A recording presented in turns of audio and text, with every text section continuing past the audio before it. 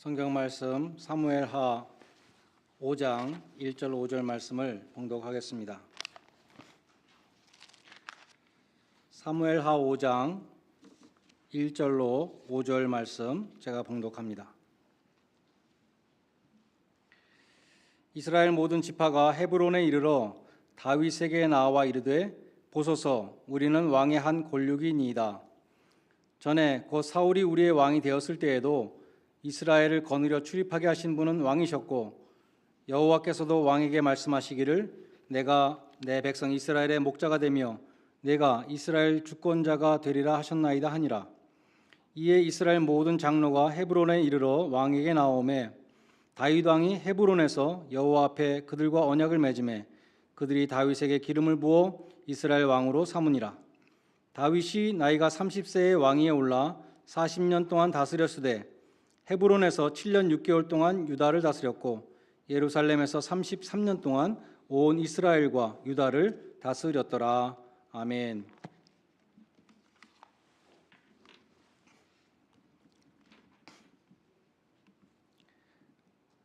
오늘 본문에는 다윗이 이스라엘의 왕으로 즉위하는 그 대관식의 장면이 기록되어 있습니다. 오늘 설교에서 말씀드리고자 하는 것은 다윗이 사울 왕이 죽은 다음에도 헤브론에서 7년 반을 기다린 끝에 이스라엘 모든 백성들로부터 기름 부음을 받고 왕이 되었다는 것입니다. 그래서 기다림의 승리, 인내의 승리를 거두었다는 것입니다. 사울 왕이 블레셋과의 전쟁에서 죽었습니다. 그 후에 곧바로 다윗은 자기의 왕권을 주장할 수 있었을 것 같습니다. 이미 이스라엘 사람들도 하나님이 다윗을 왕으로 삼았다는 것을 이미 다 알고 있었다는 것을 우리는 성경을 통해 알 수 있죠. 일례로 사무엘하 3장 17절로 18절에 보면 사울 왕의 군사령관이었고 또 사울이 죽은 다음에 북이스라엘의 실권자였던 이 아브넬이 이스라엘 장로들에게 이렇게 말합니다. 너희가 여러 번 다윗을 너희 임금으로 세우기를 구하였으니 이제 그대로 하라. 여호와께서 이미 다윗에 대해서 말씀하시기를 내가 내 종 다윗의 손으로 내 백성 이스라엘을 구원하여 블레셋 사람의 손과 모든 대적의 손에서 벗어나게 하리라 하셨음이니라. 이렇게 말하죠. 오늘 본문 1절과 2절에도 보면 이스라엘 모든 지파가 헤브론에 있는 다윗에게 나와서 또 이렇게 말합니다. 전에 사울이 우리 왕이었을 때에도 이스라엘을 거느리고 인도하셨던 분은 다윗 당신이었습니다. 여호와께서도 왕에게 말씀하시기를 네가 내 백성의 목자가 되며 이스라엘의 주권자가 되리라 하셨나이다. 이렇게 말하죠. 그러니까 다윗은 이렇게 말할 수도 있었을 것입니다. 사울 왕이 죽은 다음에 하나님은 사울 왕을 버리셨고 사무엘을 통해서 나에게 기름을 부으셨기 때문에 나에게 왕이 될 것을 하나님이 명하셨고 이제 사울 왕이 죽었으니까 당연히 내가 왕이 돼야 된다. 이렇게 말할 수 있었을 것 같습니다.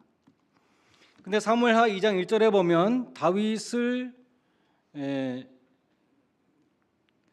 다윗은 사울 왕이 죽은 다음에 하나님 앞에 기도를 해요.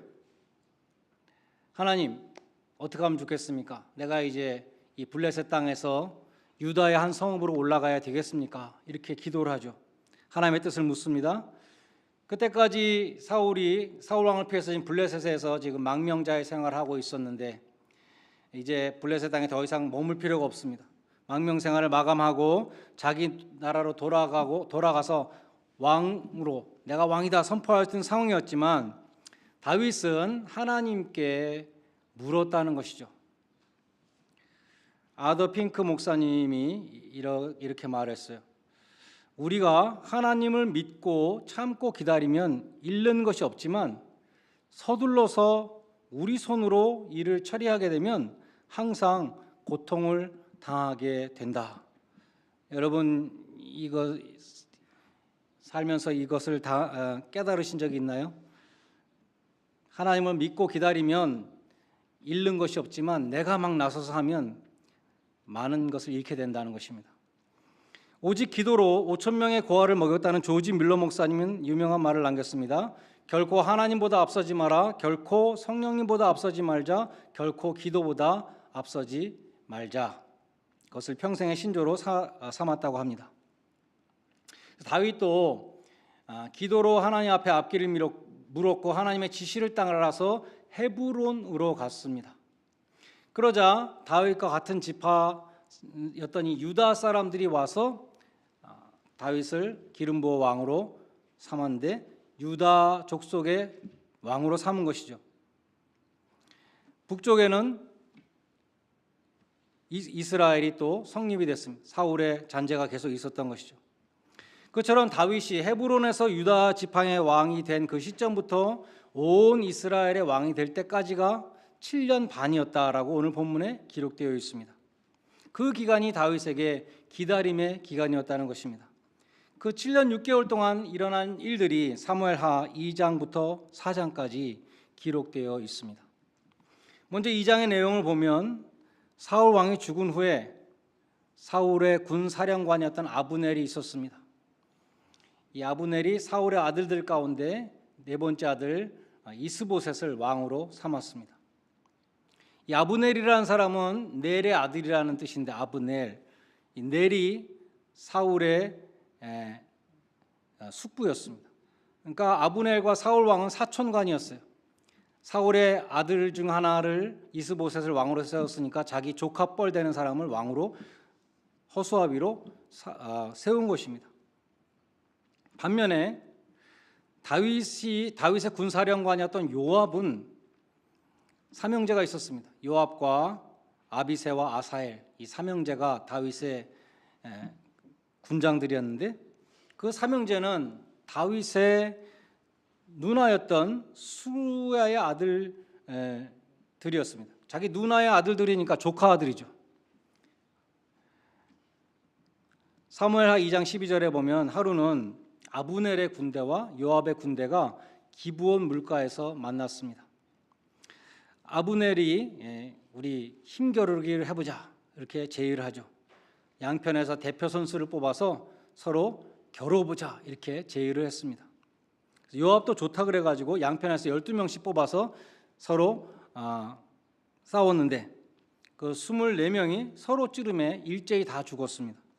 그래서 양편이 모두 나와서 전면전이 됐는데 아브넬의 군대가 요압의 군대 앞에서 패했습니다. 그래서 아브넬이 막 도망을 가게 된 것이죠.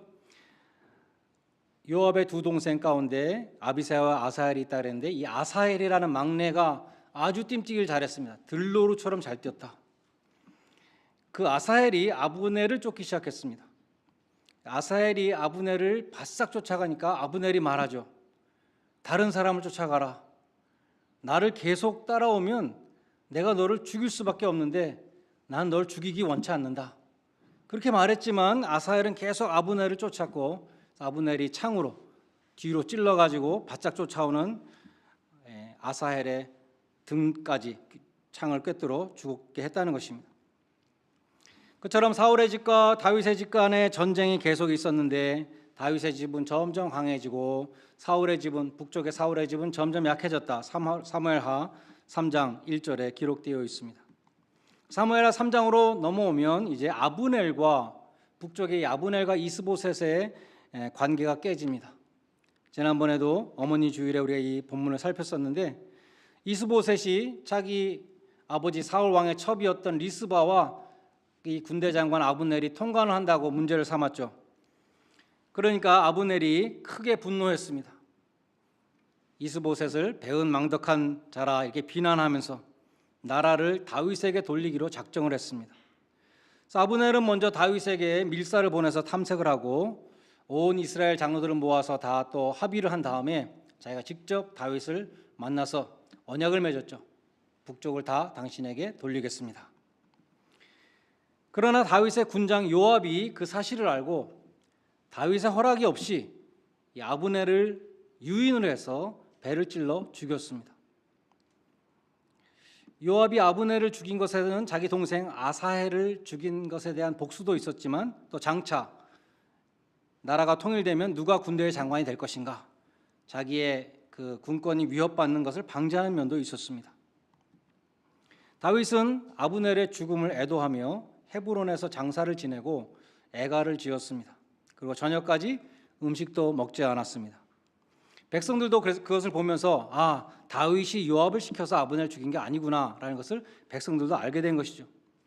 다윗은 매우 분개했고 요압의 집을 저주했습니다. 그렇지만 다윗은 요압을 처벌하지 못했어요.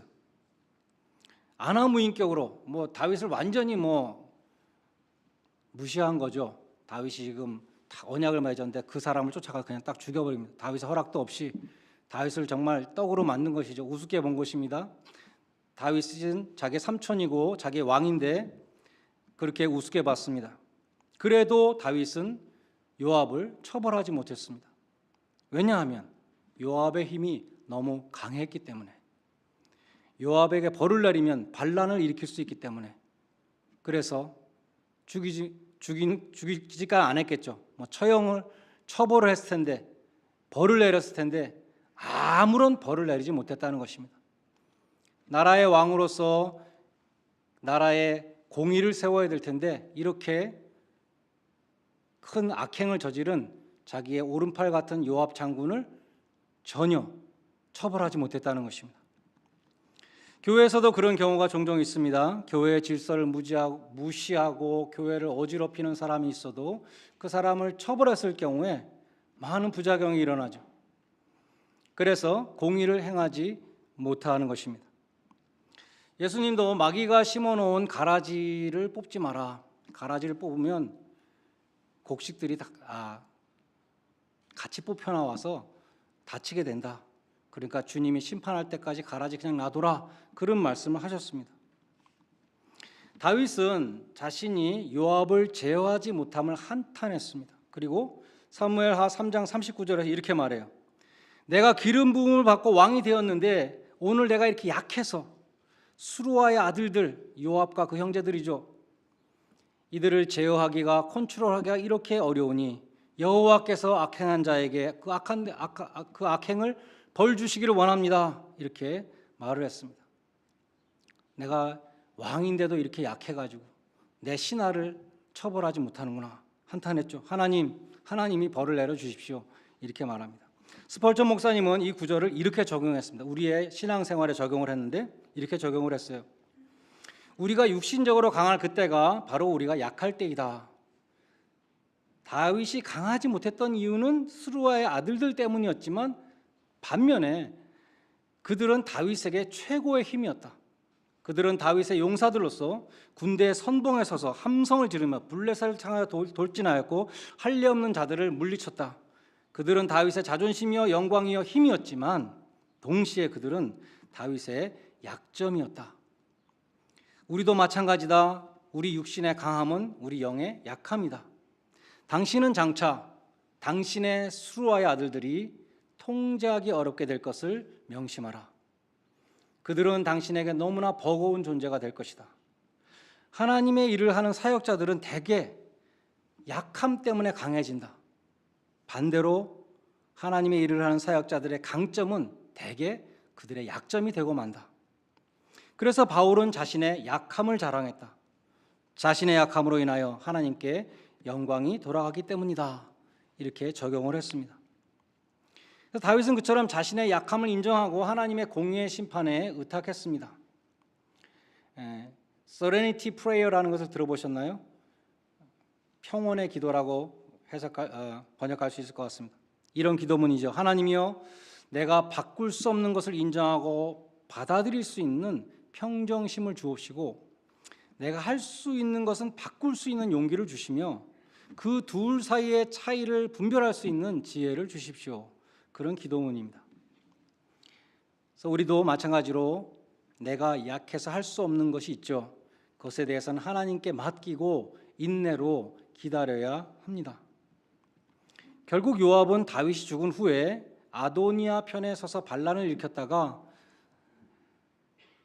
솔로몬의 군장 브나야의 손에 죽습니다. 다윗은 요압의 처형을 하나님 손에 부탁했는데 30년이 지나고 하나님의 시간에 요압은 공의의 심판을 받았던 것입니다. 사무엘하 4장으로 넘어오면 아브넬이 죽은 후에 요압의 손에 죽었죠. 이스보셋의 그 허수아비 같은 북쪽 왕의 장군들이, 군 장군들이 두 명이 이스보셋의 머리를 베어 가지고 다윗에게 갖고 왔습니다. 그들은 이미 대세가 다윗에게 기운 것을 알고 이스보셋을 죽이고 다윗에게 큰 상을 받고자 했던 것이죠. 그들은 다윗에게 이렇게 말합니다. 왕의 생명을 해하려 하던 원수 사울의 아들 이스보셋의 머리가 여기 있나이다. 여호와께서 오늘 우리 주 대신 왕의 원수를 사울과 그의 자손에게 갚으셨나이다. 이렇게 말하죠. 그러나 다윗은 그들에게 상을 준 것이 아니라 그들을 처형했습니다. 이렇게 말했습니다. 전에 아말렉 청년이 나한테 와서 내가 사울을 죽였다고 그것이 좋은 소식을 전하는 줄로 알았지만 내가 그를 죽였다. 너희는 하물며 악인이 의인을 그의 집 침상에서 죽인 것이겠느냐. 그런즉 내가 악인의 피 흘린 죄를 너희에게 갚아서 너희를 이 땅에서 없이 하지 아니하겠느냐 라고 그들을 처형하고 그들이 가져온 이스보셋의 머리는 그 군장 아브넬의 무덤에 매장하였다고 기록되어 있습니다. 그러자 이제 드디어 이스라엘의 모든 지파가 다 헤브론에게 있는 다윗에게 나와서 다윗에게 기름을 부어 왕으로 추대하는 장면이 오늘 본문인 것입니다. 결국 다윗은 3번 기름 부음을 받았습니다. 3번의 기름 부음. 첫 번째는 사무엘로부터 받은 것이고 두 번째는 자기 지파 유다 지파로부터 받은 것입니다. 세 번째 마지막으로 이스라엘의 모든 지파로부터 기름 부음을 받고 명실상부한 이스라엘의 왕이 되었습니다. 다윗은 사무엘에게 왕으로 기름 부음 받았을 때 이미 알았죠. 하나님이 자신을 왕으로 세운 것을 알았습니다. 그러나 다윗은 하나님으로부터 버림받은 왕인 사울을 신하로서 섬겼습니다. 사울 왕이 자기를 죽이려고 쫓아다닐 때에도 사울 왕을 죽일 수 있는 절호의 기회가 2번이나 있었지만 하나님의 기름 부음 받은 자를 내가 손을 대는 것이 옳지 않다. 그리고 사울 왕을 해치지 않았죠. 또 사울 왕이 블레셋과의 전쟁에서 전사한 다음에 다윗은 사울 왕의 아들 이스보셋 이 허수아비를 그냥 치고 자기가 통일을 할 수도 있었지만 7년 반 동안 헤브론에서 기다렸습니다. 심지어 이스보셋을 죽이고 그의 머리를 들고 온 적장들을 처형하기까지 했습니다. 결국 온 이스라엘 지파가 자기 발로 다 걸어와서 다윗에게 기름을 부어 왕으로 추대했다는 것이죠. 다윗은 하나님의 뜻을 알았지만 그 성취의 때를 하나님의 손에 맡겼습니다. 자신이 빨리 왕이 되겠다고 그렇게 성급하게 욕심을 부리지 않았습니다. 하박국 2장 3절에 보면 하나님의 묵시에는 정한 때가 있다. 비록 더딜지라도 기다리라. 그런 말씀이 있습니다. 하나님의 때는 인간이 보기에 너무나 더딜 때가 많습니다. 다윗도 오랜 기간을 기다렸어요. 하나님의 뜻이 이루어질 것을 믿고 끝까지 기다림으로 승리했습니다. 다윗이 7년 반 동안 기다리는 동안에 모든 문제가 다 해결이 됐습니다. 요압의 버금가던 군장이었던 아브넬이 자기 발로 찾아와서 항복을 하고 또 요압의 손에 죽습니다. 아브넬이 왕으로 삼았던 이스보셋 부하들에게 죽임을 당하고 온 이스라엘이 나와서 다윗을 왕으로 추대했습니다. 그러니까 다윗은 자기가 왕이 되기 위해서 누굴 죽이지도 않았고 동족의 피를 흘리지도 않았고 전쟁을 하지도 않았고 하나님의 뜻을 알았기 때문에 하나님 자신이 왕으로 세운 것을 알았기 때문에 그 뜻이 이루어지기를 계속 기다리고 있을 때 하나님이 모든 것을 은혜롭게 다 해결하셨습니다. 그것이 하나님이 하시는 일입니다. 내가 나서면 아더 핑크 목사님의 말처럼 내가 나서면 낭패를 당하지만 하나님이 하시면 아무 부작용이 없이 모든 일이 은혜스럽게 해결되는 것입니다. 근데 문제는 우리에게 인내가 없다는 것이죠. 여러분은 기다리는 것을 좋아하십니까? 기다리는 거 좋아하는 사람 아무도 없을 것입니다. 그러나 우리는 기다려야 할 때가 많죠. 신호등에서도 기다려야 되고요. DMV 같은 데 가면 번호표를 받고 몇 시간씩 기다릴 때도 있습니다. 시험을 치고 합격자 발표를 기다릴 때도 있습니다. 청년들은 결혼할 배우자가 나타나기를 기다립니다. 결혼한 다음에는 그 배우자가 좀 변화되기를 또 평생을 기다립니다. 계속 기다리는 것이죠. 기다리는 것이 왜 힘든가? 내가 컨트롤할 수 없기 때문에 그렇습니다. 결과를 모르기 때문에 그렇습니다. 어떨 때는 얼마나 기다려야 되는지도 모를 때가 있습니다. 그럼에도 성경을 보면 하나님은 기다리는 훈련을 시키십니다. 왜 하나님은 속히 빨리빨리 좀 이루어지지 않고 왜 우리를 기다리게 하시는가? 하나님은 무엇보다도 우리에게 인내를 배우게 하시는 것이죠. 성령의 열매, 예수님의 성품, 이것을 이루어 가시는 것입니다. 인내를 통하여 온전하여 구비하고 부족함이 없게 하신다. 야고보서 1장 4절은 말씀합니다. 아브라함의 경우를 보면 기다림을 통해서 아브라함을 시험하셨습니다. 또 하나님은 기다림을 통해서 준비시키기도 하십니다. 예수님의 제자들에게 성령이 오시기를 기다리라 말씀하신 것은 성령 받을 준비를 해라, 그렇게 말씀하신 것이죠. 구약에 보면 이스라엘 백성들이 광야를 지날 때 구름 기둥이 성막에서 떠오르면 진행하고 구름이 성막 위에 머물러 있으면 유진했죠. 스테이했습니다. 구름이 움직이지 않으면 한 달이든 1년이든 머물러 있다가 다음 날 하루 만에 움직여도 또다시 짐을 싸고 움직였다는 것을 우리는 알 수 있습니다. 그것이 순종이었습니다. 무엇을 보여주는가 하면 하나님이 떠나라고 하면 떠나야 하는 것입니다. 하나님이 기다리라고 하면 기다려야 되는 것입니다. 근데 출애굽한 이 1세대들은 여호수아와 갈렙을 빼놓고 아무도 약속의 땅에 들어가지 못했는데 그들은 하나님이 들어가라 하면 못 들어가겠다고 아우성을 쳤어요. 하나님 또 들어가지 말라 그러면 또다시 청개구리처럼 또 들어갔던 사람들입니다. 불순종으로 인해서 그들은 약속의 땅에 들어가지 못했습니다.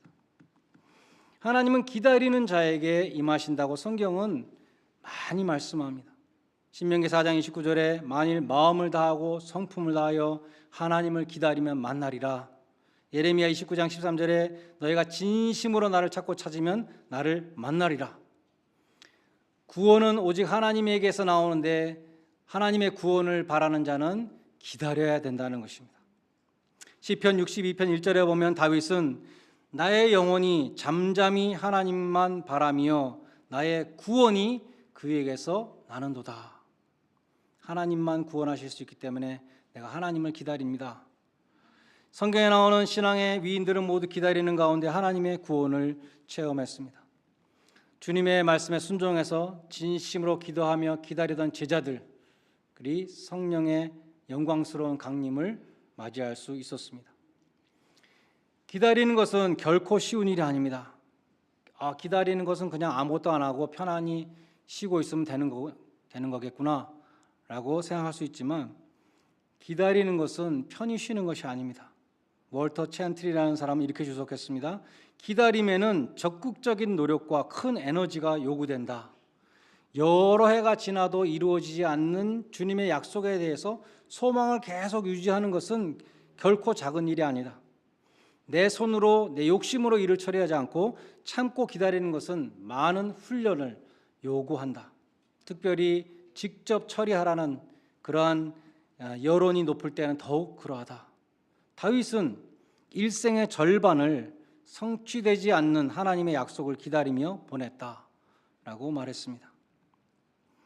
여러분도 하나님을 바라보며 기다리는 복된 성도들이 되시기를 바랍니다. 때가 참에 하나님이 그 아들을 보내셨다. 갈라디아서 4장 4절 말씀하죠.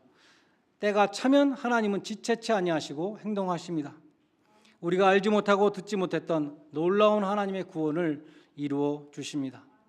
그러므로 여러분은 인내로 참고 기다리는 그 마침내 하나님의 약속을 목도할 수 있는 그러한 복된 성도들이 되시기를 주님의 이름으로 간절히 축원드립니다. 기도하시겠습니다. 하나님 아버지, 저희들에게는 참으로 조급함이 있습니다. 하나님의 일을 나의 힘으로 나의 방법으로 해결하려다가 낭패를 본 적도 있었습니다. 하나님, 저희가 하나님을 기다리는 자, 하나님의 때를 기다리는 자가 되게 하여 주시옵소서. 그래야 하나님이 이루시는 구원을 목도하고 찬양드리는 그런 복된 성도들이 다 되게 하여 주시옵소서. 예수님의 이름